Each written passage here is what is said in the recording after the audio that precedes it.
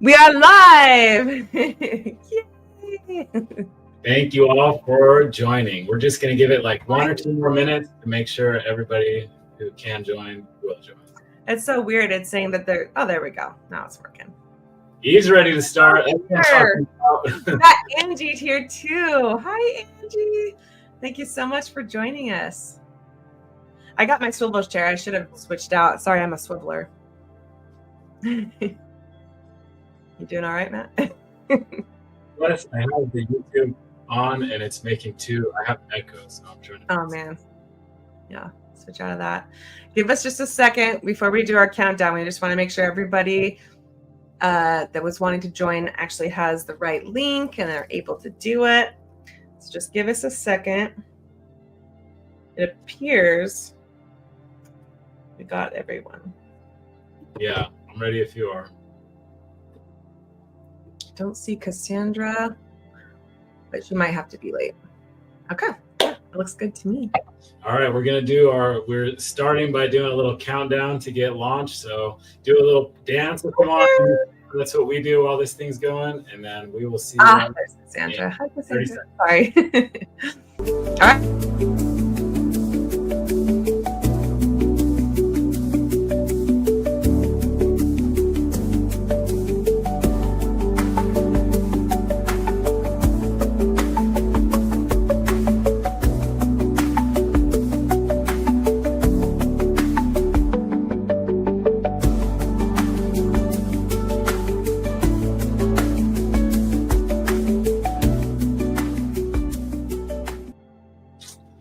Okay. Welcome everyone to our official first soft launch of Alpha to Omega Conversations for a New Earth. So good to see you all with us, joining us. We learned this morning that today is actually Earth Day, so we're going to go ahead and change that to New Earth Day. To the first New Earth Day. How are you feeling tonight, Alyssa? Feeling excited. Feeling, if I'm being honest, super anxious. We've been wanting this to come to fruition for a while. And at first it was a podcast, and it was like, I mean, you can kind of tell a little bit of the story, how it shifted, but it felt like so much more exciting to actually be able to interact with the people that really mattered to us. We wanted to do, like, we first talked about, I don't know if you wanted to share this, but we first talked about like once a week, we got to find like a solid group of people that we could just talk about the real stuff. Like, it just felt like that's what I wanted more than anything. And then it became, well, why don't we try to mix those two things? And then this has like naturally come about. So I am psyched. How are you feeling? Yeah, same. It has been a long journey. I think all of us, we kind of try to find that niche that feels right for what you're trying to accomplish. And it feels right so far. So we're excited to get your feedback. This is very new for us. We're still figuring out the technology. We kind of had an inspiration to switch things up at the last second with what we planned on sharing tonight and get a little bit more vulnerable on our side, and then kind of invite you to do the same. So yeah, we just wanted to spend a few minutes kind of going through the format and what brought us here, and then just dive right in. And then the show is planned for an hour. So if you're able to carve out an hour, great. Whatever time you have, we're so grateful, truly, from the bottom of our hearts. We plan to kind of go all in with this and make this like wide and live to everyone pretty soon. So it's really helpful to us to get some practice. So yes, that's some feedback, honest feedback. So yeah, just a quick intro to Alyssa and I. This show is kind of our forum to be like our true selves. I think a lot of you, it probably resonates that it's a little bit difficult in our day-to-day lives to find those places in our 9 to 5. I think evenings, is like, okay, we got that outlet now. So that's kind of what we're doing. And in our life, we're making some pretty big shifts as well. We have a book that's coming out.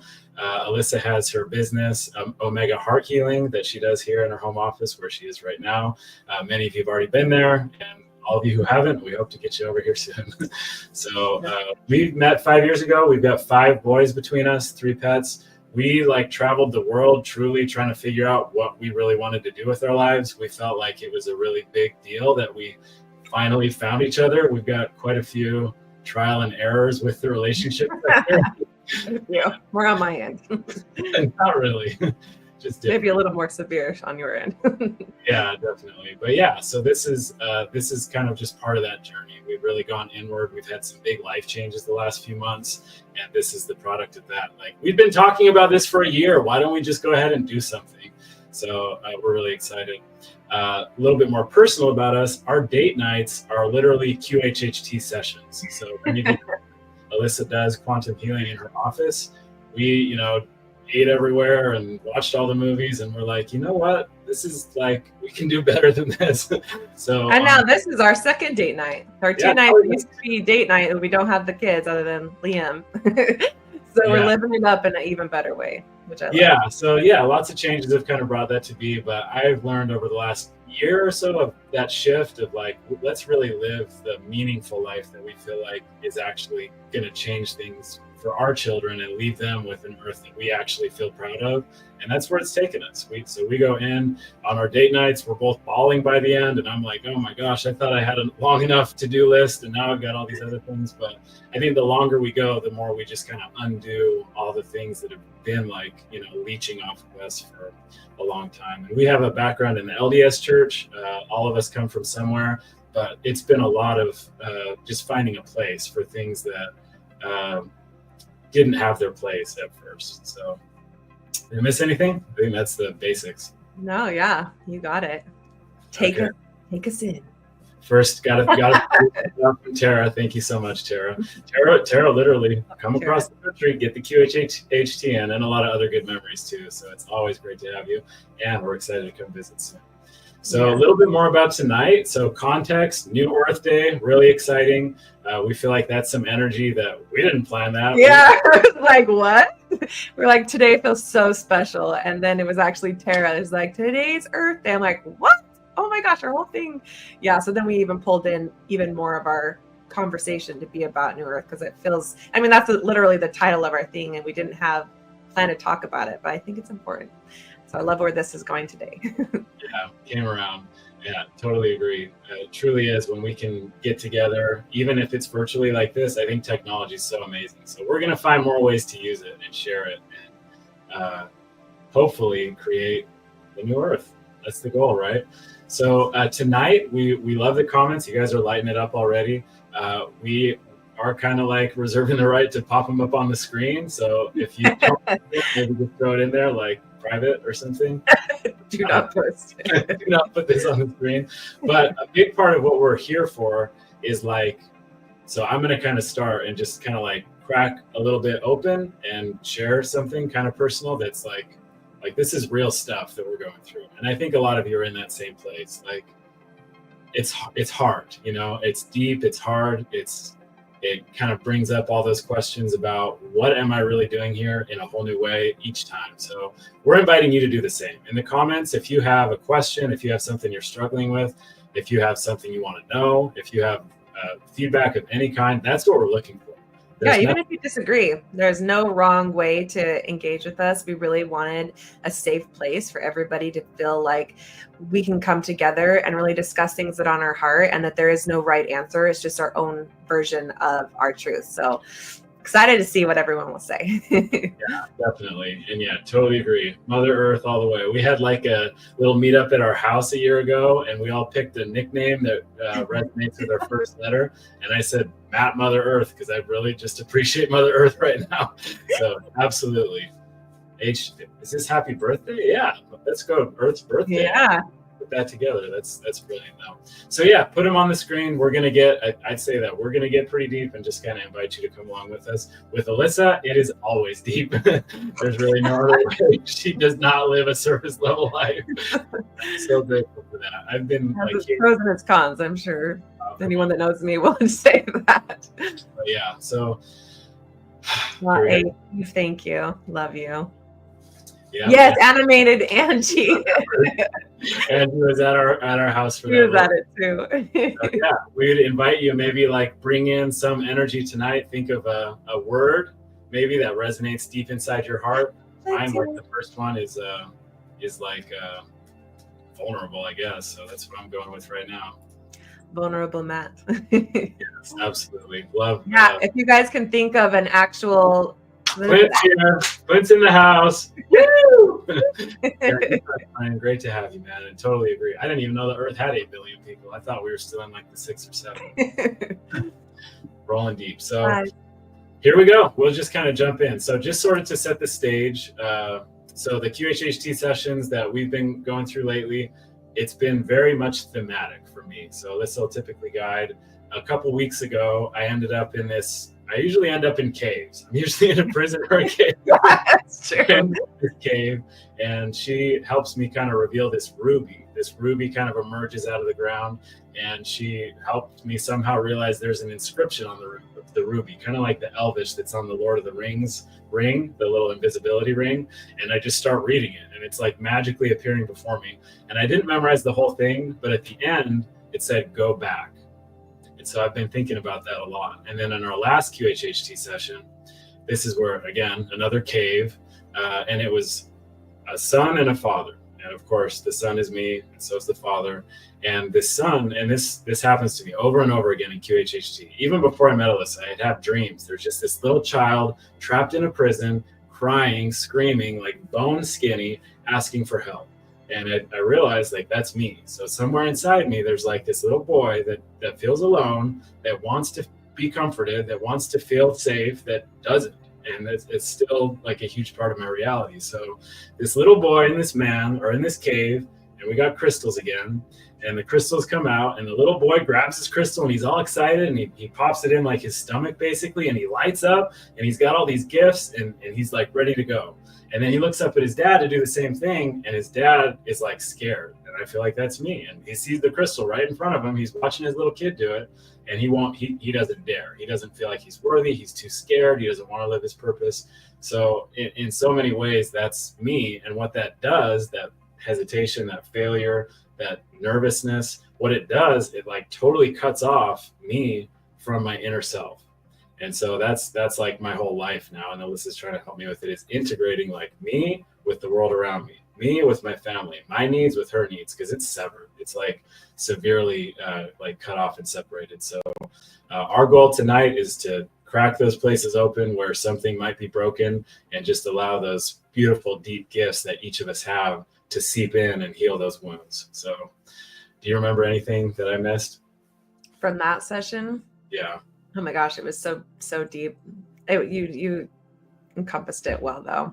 There was a lot of great things in that one, especially when suddenly I came into play. You're like, you're a part of this. You have to do this. So then this is not in a normal QHHT. I don't do this, but we have like allowed it to become its own thing. And I'll close my eyes and I'll see what I see. And then we'll actually venture together throughout what it is that our higher selves are trying to do. And that's, that's entirely different than QHHT, but I love what we've done, come up with it. And it's interesting because this is a kind of a side note, if there are any practitioners. Angie, I know she wanted to become one, but they're very clear. The lines are very, in a box. But BQH, somebody created from QHHT, is like, you know what? They're having too many rules.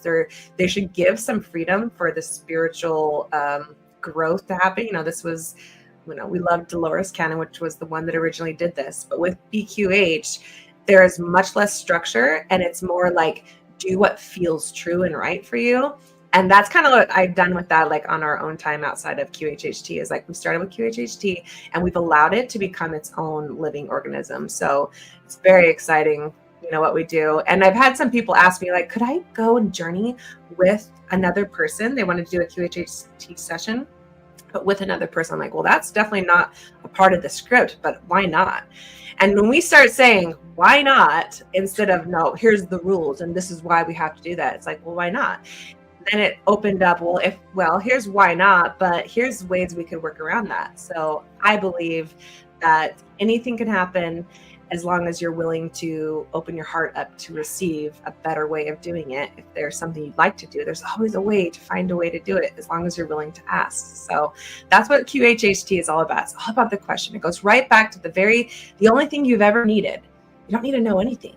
You just got to be willing to ask. And that's what's so cool. And I think that's what New Earth is all about. It's allowing yourself to once again become the child, free, exploring, and allowing Mother Earth to be the one that's there to give you everything you ever want, as long as you're vulnerable, and work with your siblings, but like, Mom, this is what's going on. How do we solve this problem? And work together. So sorry, I was probably jumping ahead a little bit. I'll let you take over. Yeah, no, I think that's really helpful. And it's true. We are operating on the same frequency some of the time, and sometimes I'll be under and we'll kind of switch roles, and Alyssa will kind of need some healing somewhere. And honestly, I'm a lot better at doing it when my ego's asleep anyway.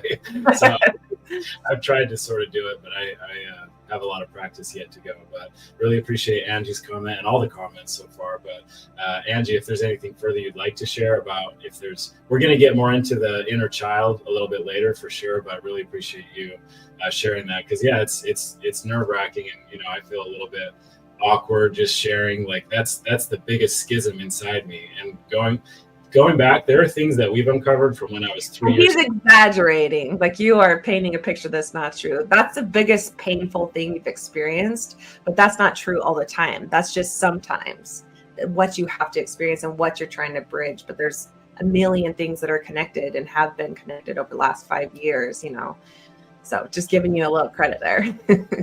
Yeah, definitely. So it seems like we're pretty aligned here about like what we believe is valuable, what we believe we'd like to create. So how did we get here, would you say, Alyssa? Like if all of us kind of want the same thing and are in the same place, we realize what's good for us, what's not good for us. We see where lies and control and things kind of get us. It's kind of hard to understand like why we're in this place that we don't feel like we can be our true self most of the time.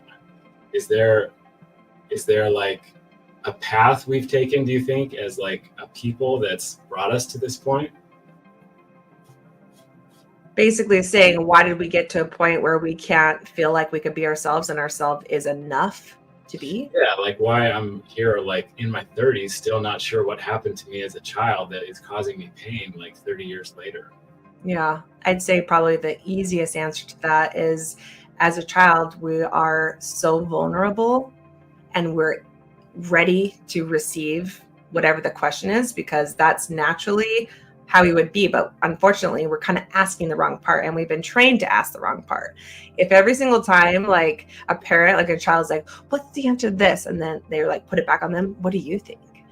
And then we can like coax them, like, well, what do you think what if the answer is this? And allow them to build their own reality. They would realize that the answer is within them, and that they might even like their answer better than whatever anybody else is going to tell them. But that's not the way we've been raised. We've been raised that we're wrong from the beginning. The way we think, the way we act, the natural man, all these things are broken and wrong, and we're meant to give them up in order to become this perfect human. When in reality, you're the perfect human, because you're real and you're raw and you're you. That's the best thing you could ever be, and that's the best thing you could ever do. But because we've been told this other thing, we lose the part of us that is the most sacred and special and unique and you, and then spend our entire lifetime trying to figure out how to go through this entire world, forcing ourselves to be something different than what we truly feel is right and true. So that's where the schism that you're talking about begins, and it happens more and more. If you have these breaks throughout childhood, and that's part of the big job as a practitioner, is to go back into these parts where you separated because there was no other way. And unfortunately, that's kind of the truth. I mean, I do think that if a child, let's say, for example, like we're in a parental situation where there's another co-parent that's going to be teaching them and doing certain things, we can give them the skills to be like, even if whatever anybody else says, you don't have to believe him. You can still do that, but it doesn't have to be true. But basically, as a child, you're vulnerable to receive whichever lies come at you. So you're not worthy. You got to be better than you are. In order to make it into heaven, you got to lose yourself and start being something else. And you're shamed for everything that is naturally like, I really want to do this. I really want to potty talk. I really, whatever that is as a child that we, the boys are going through. Any shame or feeling like if you're like that, then you're not acceptable. You're not wanted. You're not good enough. You can't be with us. Versus like, hey, when you do that, it does have an effect on other people, and it makes them feel this way. And they deserve to feel safe too. So in order to keep both of you safe, when you act like that, we're going to separate you. We're going to do this so that you can feel good and they can feel good. And they start to understand that their choices have consequences, but the consequences doesn't mean anything about them. The choices don't mean anything about them. You're still going to make that choice. Okay, well, you're going to make that choice. And if we as parents give our children the option to make the bad choice and say, when you make that, I hope this doesn't happen, but this is what's happened to me. And likely then we'll have to try to do this in order to make it better. That's not how we were raised. That's not how I was raised. I hope that other people were raised that way and everyone can speak for themselves there, but that's not how I was raised. I was wrong and evil, and Satan has gotten to me because I was making choices that were not of God, that were not of this or that. But in my awakening process, and everybody can speak for themselves, it's been a process of saying, I am all things, good and bad. I am capable of all things, good and bad. And it doesn't classify me as a good or bad person. It simply is a choice, and it's my decision to make, because everything will then have a consequence, and that consequence you have to live with. But I don't believe that there's a single person that has ever lived, even the worst person in the world, that doesn't have a story to tell. It'll be like, well, the reason I started doing it, if they really went back to that place, it'll be like, when I was a little child, I had a dad that was beating me and that was raping these other people, and that I didn't know how to survive, and that's why I did this. And you start to see a very real human experience that led them to do the worst of the worst of the worst. But we don't see that. We just see from this perspective, how could anybody do that? Mm-hmm. And so another part of the awakening is trying to be able to love and see anything and everything, worst of the worst, with compassion, and put myself in their shoes and be like, wow, if I truly believe in love, love says like it connects all people, and to be in that frequency, you've got to be willing to go there. So in going there, I have to be willing to say that's me too. Mm-hmm. Not the person, not the reality, but that's that meanness that unites everyone. That is love, is the connected part. That is this love, that is the spirit, that is the mother, that is this feminine place that says I'm willing to stretch myself and create children in order to love myself even more. And it knows that, and that's that part. But if we step into this awakening and this love, we got to be willing to meet all people there too. Even the ones we completely hate and think should be removed from the earth, we still got to say, well, something got him there. Right. I'd love to hear their story someday, but that's the hardest part. But as children, like we said, we go through these stages of losing who we truly are because we're told things that we believe that aren't actually true. So to go back to the very true power of I am worthy of myself, you got to uncover all the reasons why you think you're not. I'm not worthy to just be myself, and myself isn't good enough. Then suddenly you start breaking up pieces off that are like, that can't be true because this. If I'm not worthy to be myself because this. Okay, let's find and clean that out. Is that what you're saying? Absolutely. So much truth. We've got so many comments to get through too, and I want to hear your feedback on each of them. But it totally resonates. And it's just this cycle that we've perpetrated because we took mom's power away, so she can't help us. Now she asks us to help her, and it just keeps like, nobody really has the power to just sit where they are and be okay with it. It's always needing to be something else. So I think what I'll do, we have so many, I've been like trying to keep up with these. I think for each person, I'll just like read each of their comments because we got some great strings going, and then ask for your feedback on the whole string. Is that okay? That works. Okay. I think Clint jumped in really quick on this. So thanks so much for the comments. First, environment, which is so true, teaches us to create limits, walls, rules, all these things that weren't really innate in us. We created them. And then there were unmet expectations. We were told how to think, what to do, how to say it. We are not broken. It's more like we're trying to adapt to a broken environment. So right. I love that. Thank you, Clint. Comment back. Yeah. I absolutely agree. And that's one of the things that you got to change. Like, I'm not broken. These aren't the broken pieces. This is the way I survived in a broken environment. And I love that switch because it's like I was, let's say a fern or a, crawly, what are those called? Just a vine. And the vine will adapt to wherever it needs to grow, right? So if a vine was put in a some kind of symbol, and it was only going to grow that way. It found a way to survive, even if the symbol created a really ugly picture.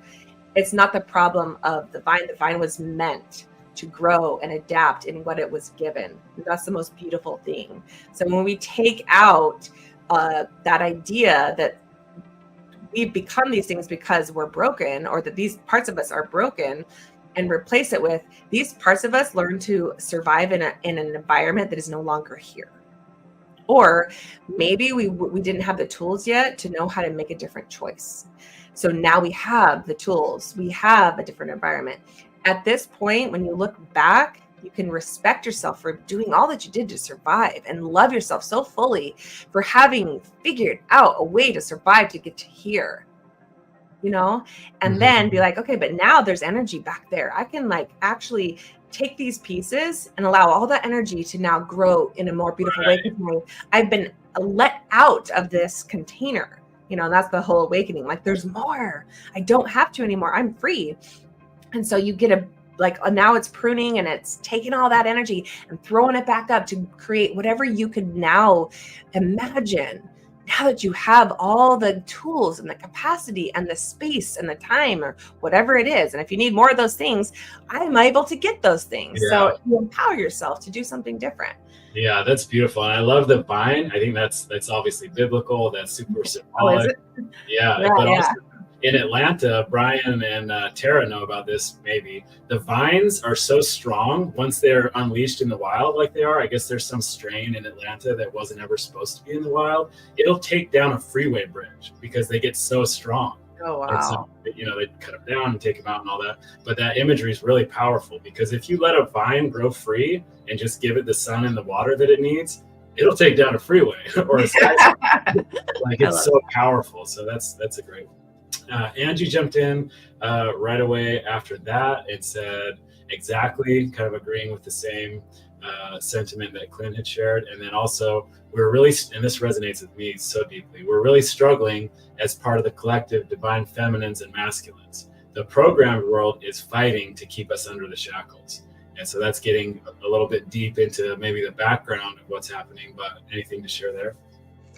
Yeah, I mean, we could have an entire, is on what's going on there. I like to try to that's going to be happening regardless. It might be, there's a reason to in order to understand it, because that's part of the compassion and allowing yourself to see past it. Because it's really easy, if you haven't done the work, to demonize anyone and everyone that you see they're part of the program. They're the ones, they're the narcissists, they're the problem.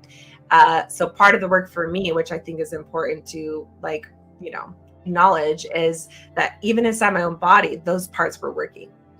I was all of those parts telling myself, you're not good enough. You need to be we have that programming in us, which is also the people enacting those things to us, our parents, our friends, our boss, they are a part of the same thing that is going on. So there's really not, it's way easier.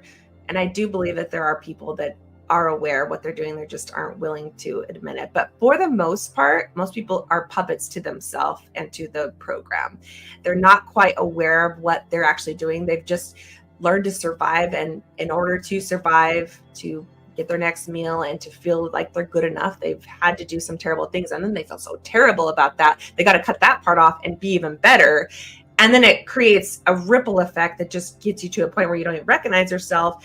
And then, the whole thing happens again. So yes, that's some of the work that we've done, is recognizing, why would somebody, consciousness itself, however you want to view that consciousness, we'll just call it consciousness, that created the program or created the need.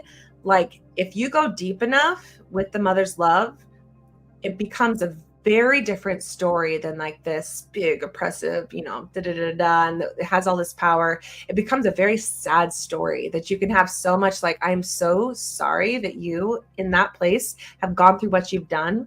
And then you see the whole span of time, look how much love mother has given for this consciousness to learn over time.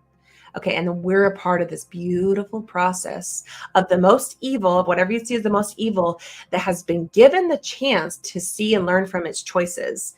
Some of that is now coming to fruition, and it's going to have to say, okay, unfortunately now part of us is separating. And that's part of like what we've, so many different stories have come in from different places, but that's part of the New Earth story. It's not the part that I like to like talk about much because it is kind of sad, but we've gone into that too. There is going to be a separating, right? And there's going to be, what do you resonate with more? And there is going to be a difference when that separation happens, because all the ones that they were feeding off of are now here. There's going to be more pain here, but more of an opportunity to be like, oh, this doesn't feel good. And the invitation is absolutely 100% there. Like, you see it. What do I got to do to be a part of that? And then it's up to you 100% to say, okay, I can see I haven't been resonating and I need to make some amends. And in order to resonate with this higher consciousness community of Earth, right? And if we kind of look at it in a way, like, what would it look like in our own bodies or in our individual families? It's like you as the mother or the father, just, aligning again with your feminine, okay?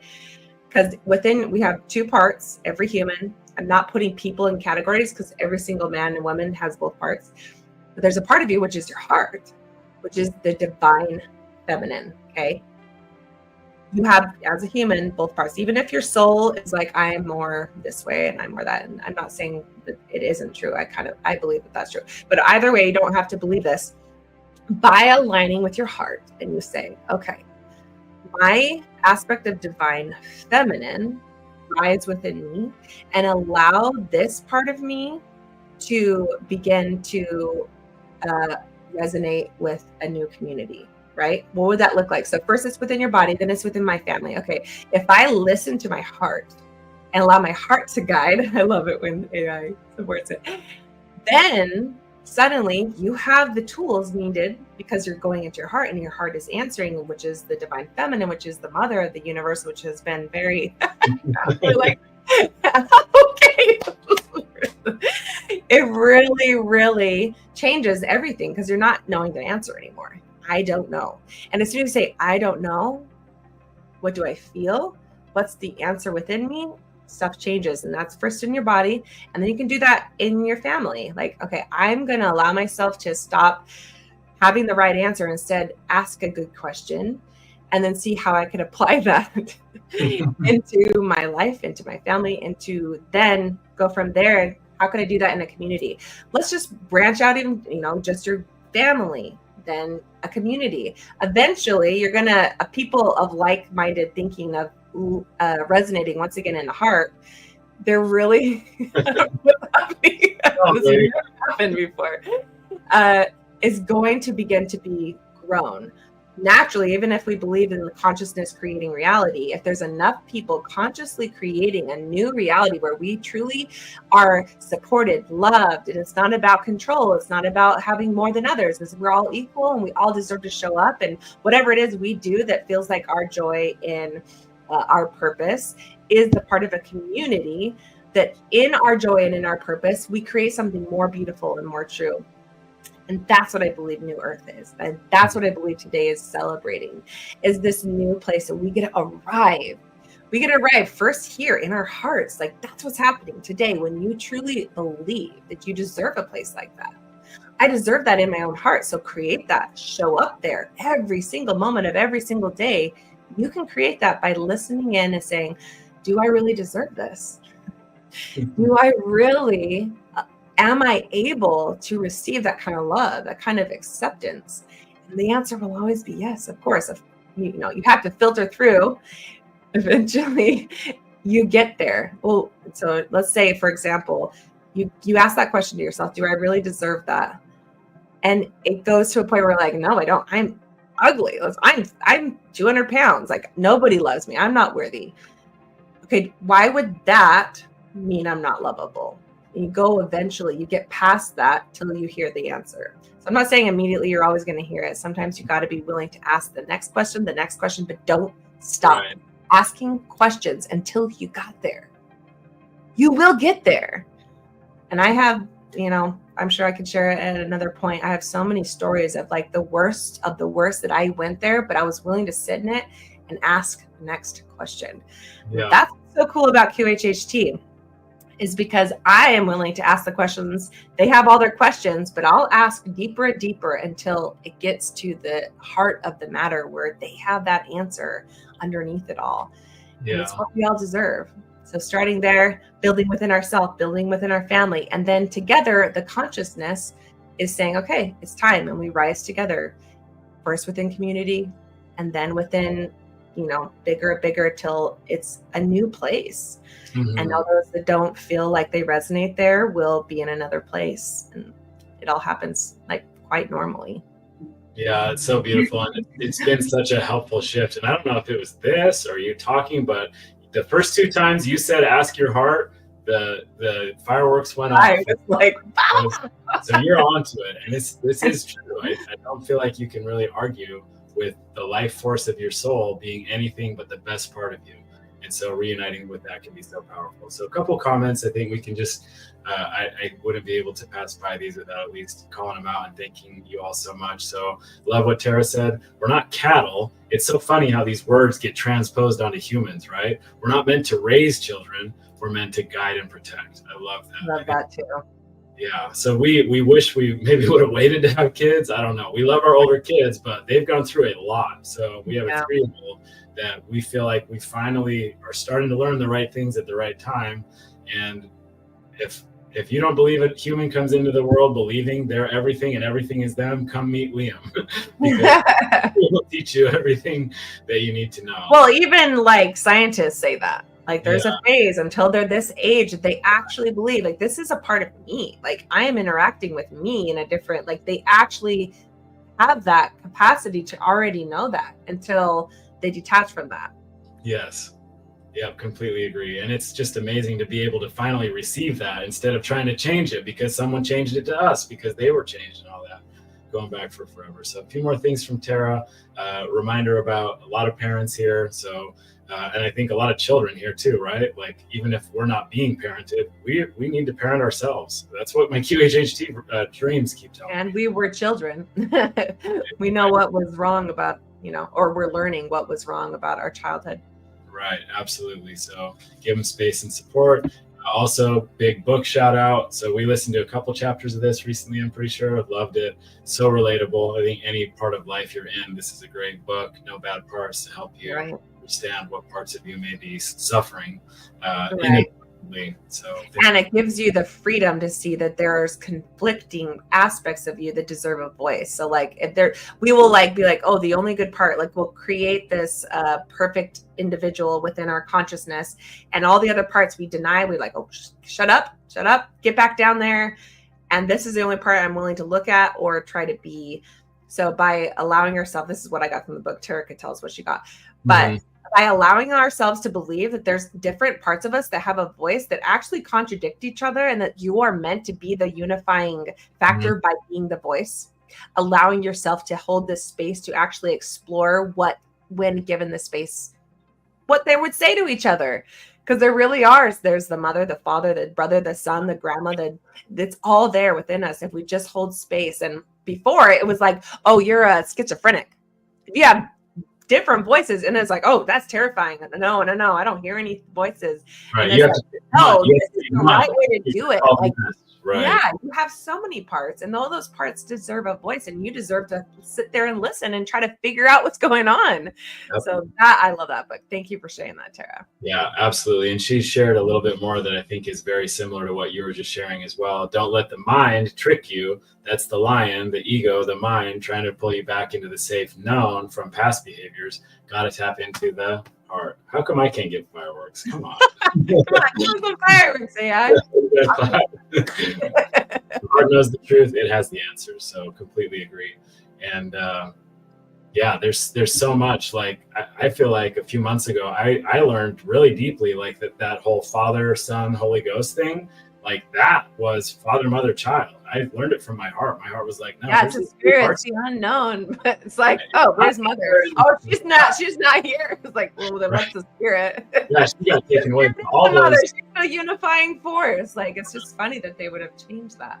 Yeah, and I think that must have been a thing people did, and it somehow got turned into, no, you're doing a cross or something. I don't know. Like, I think everything's just been changed and distorted over time, because those parts are in you. I feel it, and I never would have imagined that's true. So thanks so much, Tara. A couple more things. Forgive the parents, they didn't know better. Totally resonate with this. It goes to me as a child, and it goes to my grandpa and his grandpa. So it's like, this is the great, like, reconciling is in our bodies. Forgive the parents, they didn't know better. They were doing what they were taught. Speak to them, give them the awareness, let them choose. Do I want change or continue to happen? The other thing, and before you chime in on this, my parents clear the path for me. They really do. We have deep conversations these days when they'll address something and face something, like maybe anger that my dad's been harboring against his dad in his past. When he'll feel that and address it, it unlocks things in me. The DNA connection between us, especially our lineage, it's real. So I think, like what Tara's saying, those conversations, even though they're painful, and maybe some of us haven't talked to siblings or parents in years and aren't interested in it, they're portals. Just like the heart's a portal, those are portals to unlocking healing in you too. So yes, go ahead. Totally agree. And what I was going to say, just to comment on what you said and what Tara said, he was like, oh, I don't know if we should have had those kids because we're finally figuring it out. Like, that's the same old patterning. Totally. Unless I'm perfect, I don't deserve to be a mother or a father, but that's just not true. Like, we signed up. It's true.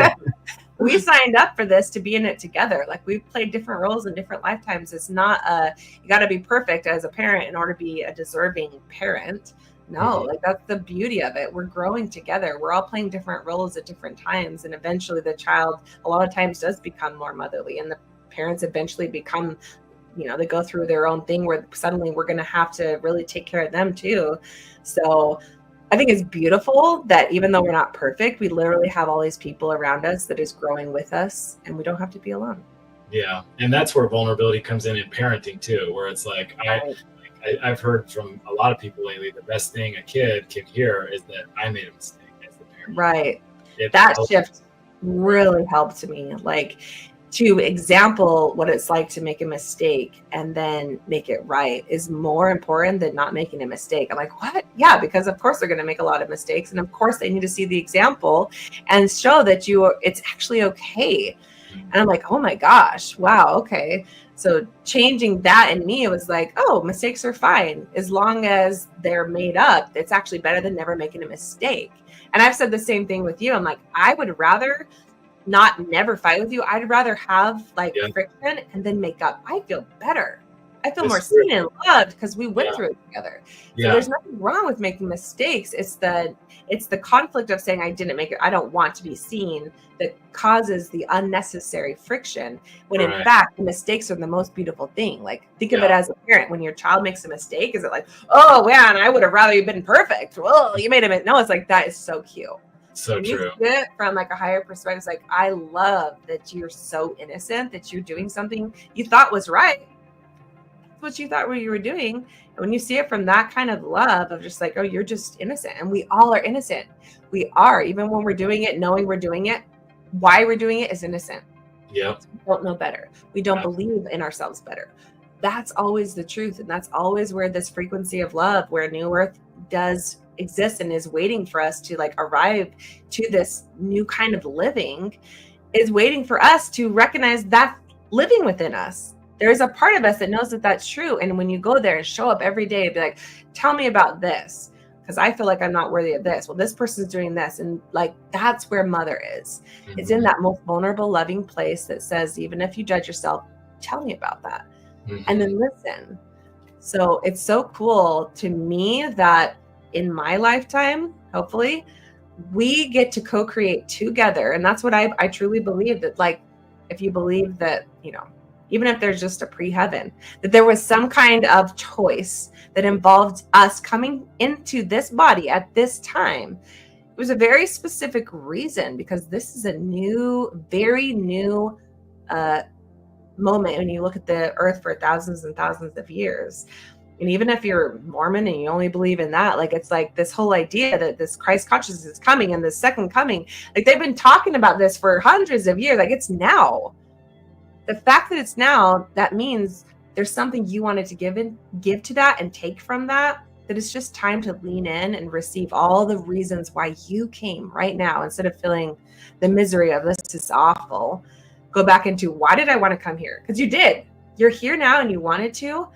So bridge the gap, and you can be appreciative of the days of the struggle, because you wanted to do something about that. You wanted to be a part of it.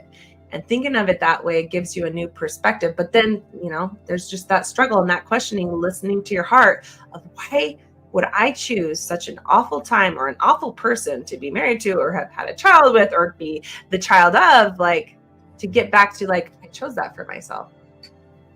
Why did I choose a parent who was like this? Oh, I chose it. Okay. If I chose it, then what did I want to learn? Oh, what haven't I learned yet? And eventually you get back to, I'm so grateful that I chose that, because look what I can get. And if you don't accept it, it's because you haven't yet learned the lesson and the treasure in the trauma that you can finally uncover. So that's great too. Wow, treasure in the trauma. I'm going to the copyright website right now. That was incredible. So I appreciate what you shared. Obviously, there's a part of me that's still broken, which is we shouldn't. I said shouldn't. I judged. Not broken. Right. And that's not true. And I love what Clint shared. It seems like you maybe have a process, like a mnemonic to go through when you have an issue, which is 1, become aware, 2, approach with curiosity, and then 3, discover the truth behind it. So I appreciate both of you helping me. This is just an opportunity, like feeling like some of these older kids have been through too much. That's just a bigger opportunity to come back. So kind of like Alyssa was saying about not really being interested in something that's just going in a straight line with no conflict. Like, nature isn't made of straight lines. It's made of caduceus, and it's made of DNA, and it's made of toruses, and all these different shapes that go out and come back, and they go out just like the tide. Adventure. We even like listening to stories. I was like, oh, he went on this journey. He went perfectly the whole time. It was great. And he died exactly the way he thought he would. It was no, like, part of it is the struggle. It's like, how did he overcome this struggle? Right. And the reason why you put the struggle in your story is because it would make a better ending. It would make a better story, a journey. And it's just about accepting that so that you can receive the gift of that trauma, because it was for you. And by allowing yourself to receive that, you gave yourself more than never having to try to overcome it. Yeah. So you mentioned another thing that I think is really interesting, which is that this shift is happening, where, like, there is this power that is preying on this other source of power, and that's shifting. How do you see that shift happening, or how do you know that that's shifting? Are there signs, or is it a feeling, or what is it that you feel is shifting, and how do you recognize it? That's a great question. I would say, for me, nothing is known anymore. It's about questioning and then listening to your heart and receiving the answer. And if over time, like, when the answer comes through to me and it has a vibration of love and unity and peace, that's how I know that I've reached the highest frequency of that answer. Because even when the answer is hard, when it comes with peace and love, it's like, okay, I trust that. If the answer is easy, it doesn't come with that same feeling. And I don't even know if that's the right feelings to even say. But I'll just say that, I don't know anymore. I feel and I believe, because the feeling is a certain frequency. So that's what I've learned to test things on. So, like, if I channel or certain ideas or thoughts come through, I then always filter it through my heart and say, how do I feel about that? And I let all the thoughts and feelings settle until, how does that feel? And if it doesn't feel that, then I ask more questions, because I don't settle on the answer, and I don't settle on the answer until I actually feel the peace and the love shining through. And I'm like, oh, I've arrived, because it feels a certain way when you've arrived. And anybody that's gone truly through the deep, deep trauma and then out again onto the other side, there's a certain feeling. And it's this feeling of absolute love. And even though you don't know the answers, it's just like something holds you there. So, and it's a frequency. So it's all within us if we travel deep inside. But when we arrive, it feels a certain way. So that's what I have learned to filter all my questions through, is once I get to that frequency, I know that that's the answers I can trust. And the interesting thing is, for the most part, whenever I have received those answers on that frequency, all the other things that come through end up showing up the same way. So it's over time and space. That's where like the faith comes in after you've received the answer, to say, okay, well, I don't know anything, but over time, faith becomes so much more real than anything you can know, because you have the experience. So go back to the question. I want to make sure that I actually am answering it. Yeah, I think you brought up something that makes the question even better, which is there's no knowing anymore. So can you explain what you mean by that? There's for me. But what was the exact question? I want to make sure. The question is, how do you know this shift that I think we could say It's we're calling happening? the Lord? How do you know it's happening? Yeah, you say it as if Well, one, it's happening within me. So even if it doesn't happen anywhere else, like there's something happening in me that I'm trying to explain. So that's like the microcosm, right? It's always it's been proven that the microcosm, especially within multiple people, becomes the macrocosm. So that's one thing of how I know. But it's about like no matter what you receive from the external, like I've read books and I've heard, I've had so many other people saying similar things, which is just a confirmation. But my real answer, some of the things that I've channeled, like I'm like, that is freaking crazy. It felt a certain way, but I don't know how to reconcile that with my external. And then all of a sudden I hear other people say, I'm like, wow, like what is happening?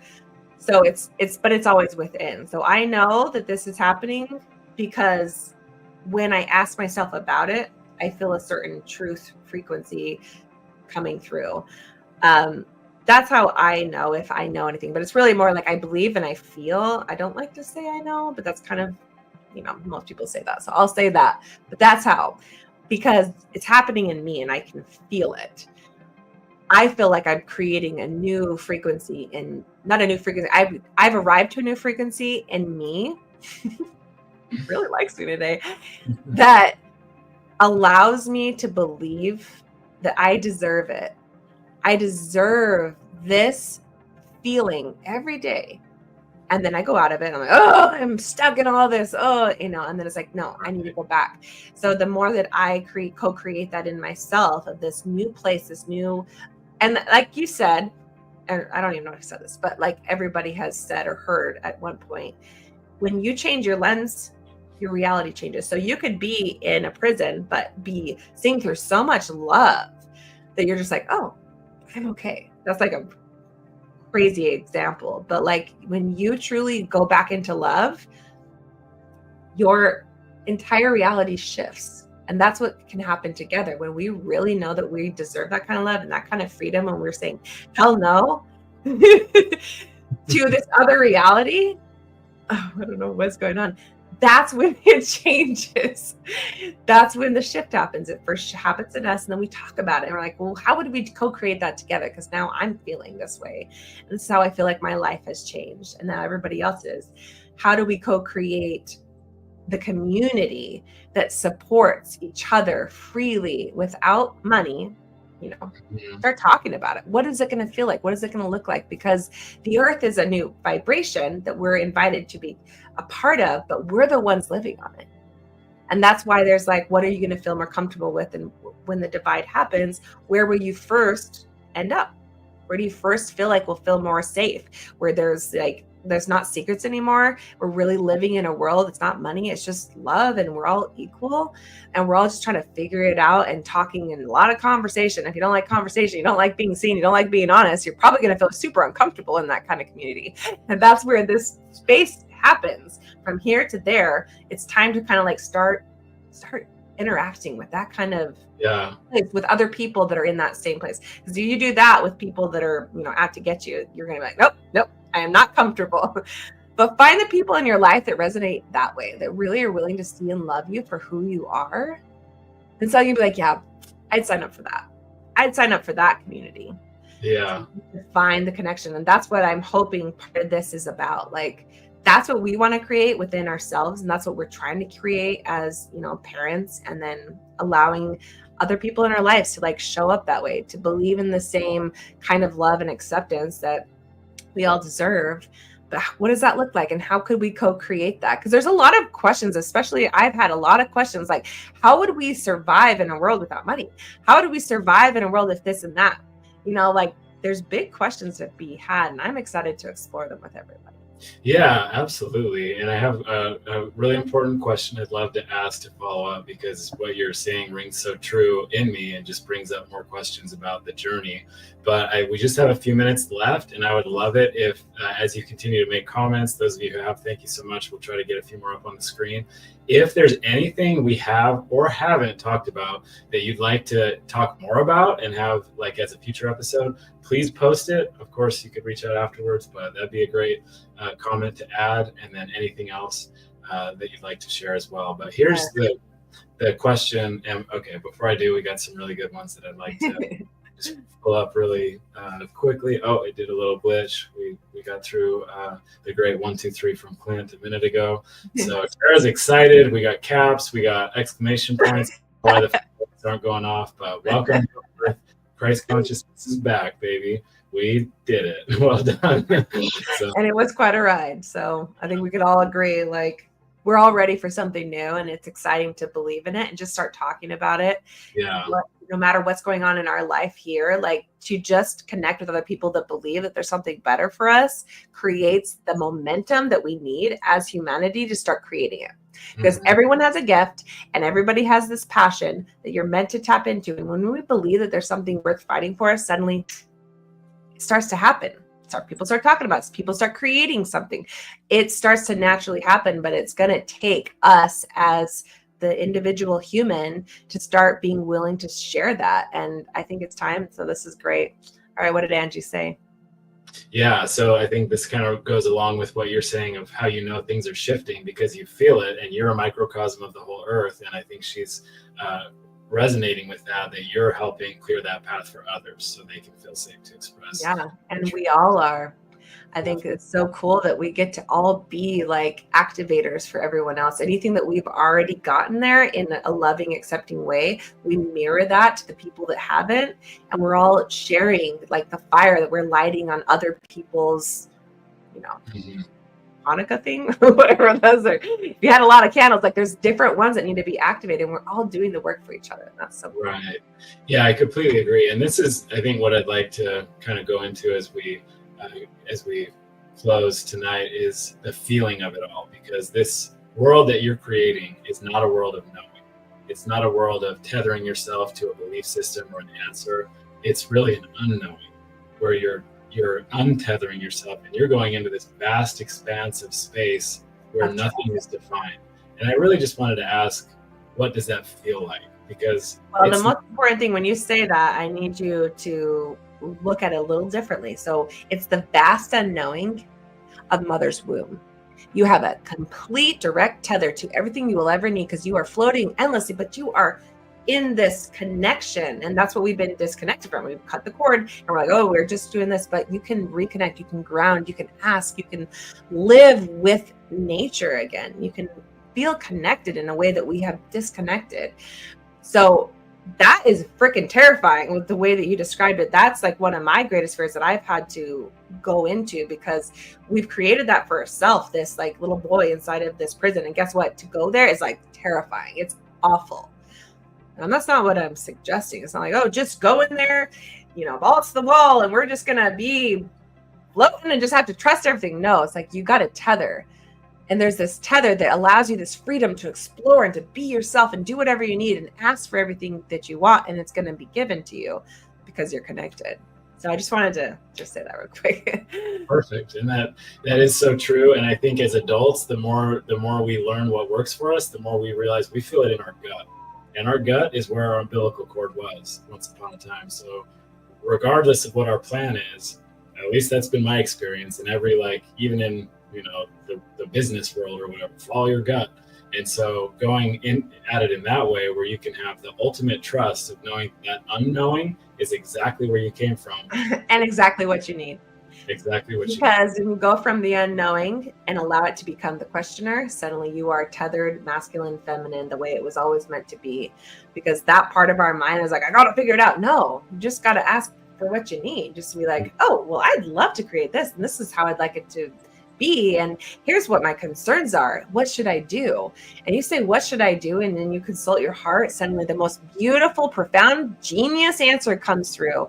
And then as long as you feel like that's the right thing versus like, oh, I didn't come up with like, what is, you know what I mean? Like you can throw it out and be like, oh, whatever, but follow it. And suddenly it was the most genius, most remarkable. Wow. I couldn't even guess that that person would have come at that time when I went there. That sounded like crazy. That was like weird. Why would I go out and, it could feel like super weird, but when you trust your heart's answer and then you act on it and it turns out more beautiful than you could ever imagine, suddenly you're like, oh, I guess I could sign up for that. That's pretty great. So that's what it's like. It's not float endlessly and just trust everything. It's like, no, tether to mother and ask every vulnerable question you could and ask for everything you could ever want and trust that you deserve it. And that's what you're doing. It's like she has, millions of children all inside her womb that are all tethered to her, but some of them are like, I can't trust. Right. I'm cutting off my own source and I'm going to die eventually because I got to be stronger than I am. And I can't rely on anyone else because I'm not good enough unless I prove I'm a man. Then suddenly you're going to eventually get down a path that will destroy you. And then that lesson is like, oh, how can I do it better next time? Because I know I'm going to go back in and forget. What should I put into my streamline of my life, my parents, to try to push me out of that mentality that this creation, this world, this dimension is going to force on you. But eventually, hopefully, it won't anymore because we will co-create something different as parents to create and birth new generations that will be protected and loved and strive in their freedom to explore who they are and will trust them to do that. Yeah. It's so powerful. And I think that combined with a comment here from Clint is on fire tonight. All you guys really appreciate it. The fireworks. I know. Come on. Where are they? But I think he's onto it. And that's where we ended now. So I think that's a great place to pick up very soon. In a future episode, speak to how one can connect to that moment of creation, how to tap into our purpose of creation here in this life. And then trust is that big word that seems to echo and be hand in hand with it. Is how do we dare and learn to trust again, just like we trusted when we were formed ex nihilo or from nothing into a human with organs and life and this connection point that goes back and forward for infinity. So love it. And I think that's a great idea. I would do it. Let's just keep going for another hour. Things. And that's what I was wanting to do with the meditation, a guided meditation I wanted to create at our house. I was talking about, I don't know if you remember this. I'm like, I need to bring people back to this moment of their creation where they knew and trusted the love. And when you're that close to that kind of love and you can go back to that moment, the answers come through so quickly and easily. And that's what I'm always trying to do in QHHT anyways, but that would be so cool to do that. And I will figure out a way to do that for you, Clint. We'll do it on an episode. I promise you that. Sounds great. Well, we nothing happened. It didn't cut off our power at an hour. We're a little bit over. It'll probably be a little flexible, but we did start like 3 minutes early, so I guess we're probably pretty much. Before we started the countdown, we waited for people to come in, so we did perfect. So we love you all so much and are so grateful for your joining. Please send us any feedback about like the light, sound, or the words, or anything. We're really needing that. And any great ideas of how to make the show even more incredible. We'd love it. Yes. And then Alyssa, do you have any final words you'd like to leave us with before we? No, I just want to say thank you. Like I really, and you can confirm this, for so long I've been like, I just want to find a tribe that we could honestly show up just authentic and share what we've learned and share our pains and all these things. And for a long time, I put myself in a little box with my family because I'm like, this is what's safe because, we grew up in LDS and everybody kind of basically anytime I'd share something that didn't resonate with the old system, it was like, they looked at you like you're crazy and like, oh, she must be, So just to show up here and to be a part of this with us and to be willing to show up vulnerably and share your truths, like it means so much to me. And I love you guys. I'm grateful to have people that I feel like really are here to do the work, even though it's tough. And I know all of us have been through our own rough things, but it means so much to come together just to share that. And so I just love you. That's all I want to say. We do. Where's our fireworks now? Anything you want to share before? Yeah, no, I'll just cry more. I'm good on that part. Thank you for the opportunity. So yeah, we're shooting for every Tuesday night. We'll do our best. Life happens, but hopefully we'll see you all really soon. So thank you so much, and talk to you all hopefully before we know it. Okay. Love you. Bye.